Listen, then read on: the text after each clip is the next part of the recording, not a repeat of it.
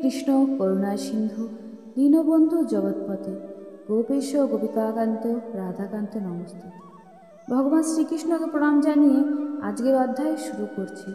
নবম অধ্যায়, রাজবিদ্যা রাজ গুহ্যযোগ। ভগবান শ্রীকৃষ্ণ বললেন, দোষ সৃষ্টিশূন্য তোমাকে আমি এই পরম গোপনীয় বিজ্ঞানসহ জ্ঞান পুনরায় ভালোভাবে বলছি, যা জানলে তুমি এই দুঃখরূপ সংসার বন্ধন থেকে মুক্ত হবে। এই ব্রহ্মবিদ্যা সমস্ত বিদ্যা এবং গোপনীয় বিষয়ের মধ্যে শ্রেষ্ঠ। এটি অত্যন্ত পবিত্র, উৎকৃষ্ট, সাক্ষাৎ ফলপ্রদ, ধর্মযুদ্ধ, সহজসাধ্য এবং অবিনাশী।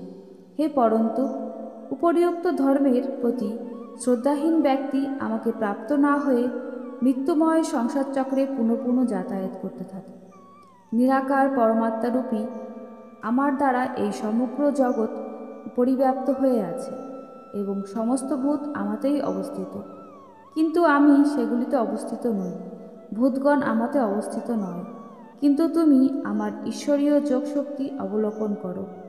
এই ভূতগণের ধারক ও পোষক তথা সৃষ্টিকারী হয়েও আমার স্বরূপ বাস্তবে এই ভূতগণে অবস্থিত নয়। যেমন আকাশে উৎপন্ন সর্বত্রগামী মহাবায়ু সর্বদা আকাশেই অবস্থান করে, তেমনি আমার সংকল্পজাত হওয়ায় সমস্ত ভূত আমাতেই অবস্থান বলে জানবে।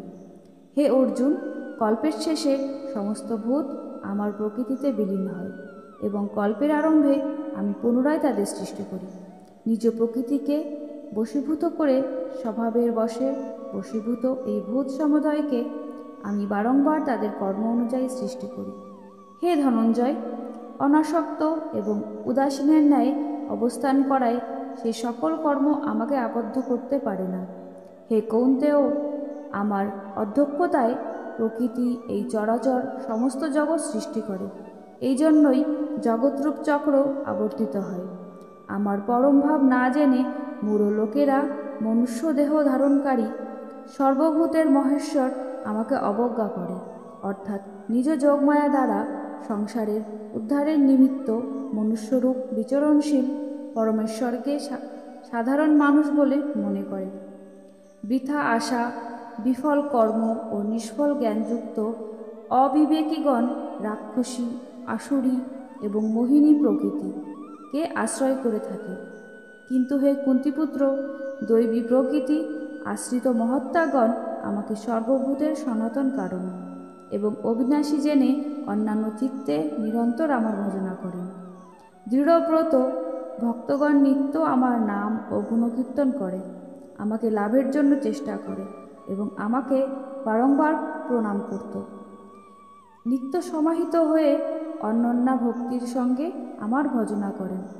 অন্য কেউ জ্ঞানরূপ যজ্ঞের দ্বারা নির্গুণ নিরাকার ব্রহ্মরূপে অবন্যভাবে আমার উপাসনা করেন।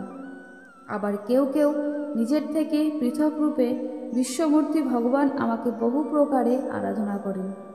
ক্রুত আমি যজ্ঞ, আমি সধা, আমি ভেষজ, আমি মন্ত্র, আমি ঘৃত, অগ্নিও আমি এবং হোমাদি ক্রিয়াও আমি এই সমস্ত জগতের ধাতা অর্থাৎ ধারণকারী, কর্মের ফল প্রদানকারী, পিতা মাতা পিতামহ এবং একমাত্র কেউ ও শুদ্ধ বস্তু।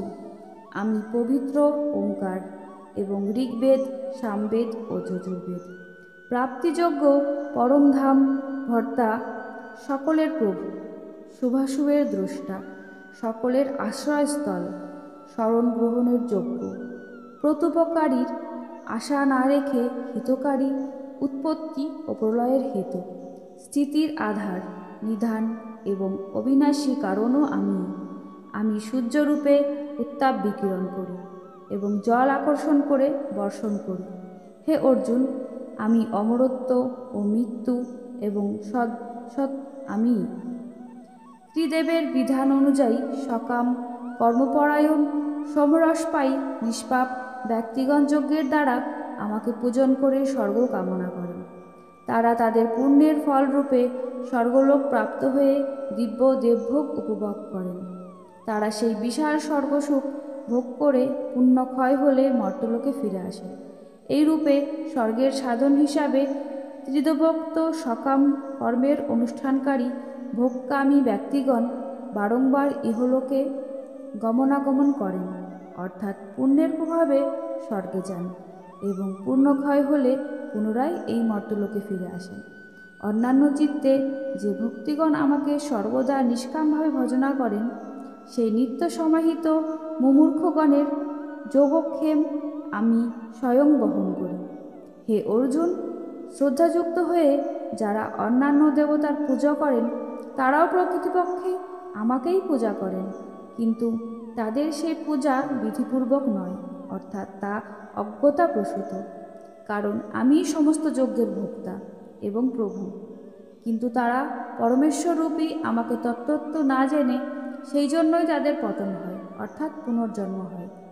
দেবোপাসকগণ দেবগণকে প্রাপ্ত হন, পিতৃভক্তগণ পিতৃগণকে প্রাপ্ত হন, ভূতোপাসকগণ ভূতগণকে প্রাপ্ত হন এবং আমার উপাসকগণ আমাকেই প্রাপ্ত হন। তাই আমার ভক্তের পুনর্জন্ম হয় না। হে ভক্ত, আমাকে ভক্তিভাবে পত্র, পুষ্প, ফল, জল ইত্যাদি অর্পণ করেন। সেই শুভবুদ্ধি সম্পন্ন নিষ্কাম প্রেমিক ভক্তের ভক্তিপূর্বক প্রদত্ত পত্র পুষ্পাদি আমি সগুণ রূপে প্রকট হয়ে প্রীতিপূর্বক ভক্ষণ করি। হে অর্জুন, তুমি যা কর্ম করো, যা আহার করো, যা হোম করো, যা দান করো এবং যে তপস্যা করো, তা সবই আমাকে অর্পণ করো। এইভাবে আমাকে সমস্ত কর্ম অর্পণ দ্বারা সন্ন্যাসযোগী যুক্ত হয়ে তুমি শুভাশুভ ফলরূপ কর্মবন্ধন হতে মুক্ত হবে এবং এ থেকে মুক্ত হয়ে আমাকেই প্রাপ্ত হবে। আমি সর্বভূতে সমানভাবে বিরাজ করি, আমার প্রিয় বা অপ্রিয় কেউ নেই, কিন্তু যারা ভক্তিভাবে আমার উপাসনা করে তারা আমাতে অবস্থান করে এবং আমিও তাদের সহৃদয়ে বাস করি। অতি দুরাচারী ব্যক্তিও যদি অন্যান্য ভক্তির সঙ্গে আমার ভজনা করেন তবে তাকে সাধু বলে জানবে, কারণ তার সংকল্প অতি শুভ। সেই ব্যক্তি শীঘ্রই ধর্মাত্মা হয়ে যায় এবং শাশ্বত শান্তি লাভ করে। হে কৌন্তেয়, তুমি নিশ্চিত জেনো যে আমার ভক্ত কখনোই বিনষ্ট হয় না। হে অর্জুন, স্ত্রী, বৈশ্য, শূদ্র এবং পাপজনী সম্ভবত চণ্ডালাদি যে কেউই হোক না কেন, তারাও আমাকে আশ্রয় করে পরম গতি লাভ করে। সুতরাং পুণ্যজন্মা ব্রাহ্মণ ভক্ত ও ক্ষত্রিয়গণের আর কি কথা, তারা আমাকে আশ্রয় করে অবশ্যই পরম গতি লাভ করে। অতএব তুমি সুখীহীন ক্ষণভঙ্গুর মনুষ্যদেহ লাভ করে নিরন্তর আমাকেই ভজনা করো। তুমি মদগতচিত্ত হও, আমার ভজনশীল ও পূজনশীল হও, কায়মন বাক্যে আমাকে প্রণাম করো।